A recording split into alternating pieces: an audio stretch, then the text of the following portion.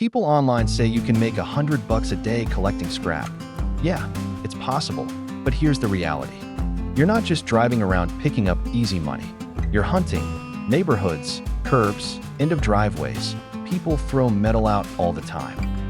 Smart scrappers hit local automotive shops too. Old parts, rotors, scrap piles, they add up fast if you build relationships. And here's a big one, connect with house flippers. They're constantly clearing out properties and tossing metal you can cash in. But most of what you'll collect? Steel. And steel pays low, so you need serious weight to hit that $100. The real money is in copper, aluminum, and brass, but you've got to learn where to find it.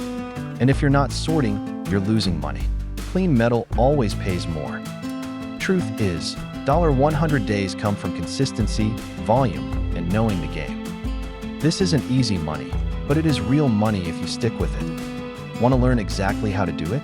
Join the free Discord community, Scrap Wealth. Link in the comments and description.